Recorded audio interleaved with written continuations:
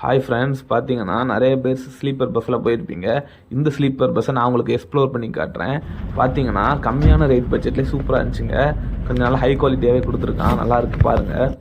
அதே மாதிரி உள்ள சீட்ஸில் நமக்கு நல்லா இருந்துச்சு சீட்டும். அதே மாதிரி நான் உள்ளே ஏறி உட்காந்தோன்னா இந்த சைட்லேயும் இந்த மாதிரி வார்ம் ஒயிட் லைட் கொடுத்து தான் நல்லா இருந்துச்சு. ஏசி எல்லாமே நல்லா ஒர்க் ஆச்சு. பஸ்ஸு ரொம்பவே குட் கண்டிஷனில் இருந்துச்சுங்க. இது விளம்பரம் கிடையாது, நான் எக்ஸ்பீரியன்ஸ் பண்ணதை போடுறேன்.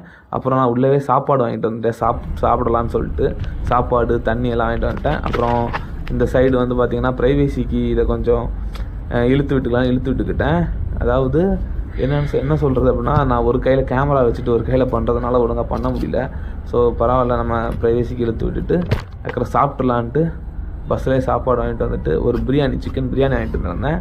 அப்புறம் பார்த்திங்கன்னா ஒரு பாட்டில் தண்ணி, அப்புறம் ஒரு 2 பஜ்ஜி வாங்கியிருந்தேன். நீங்கள் பாருங்கள், அவங்களுக்கு காட்டுறேன்.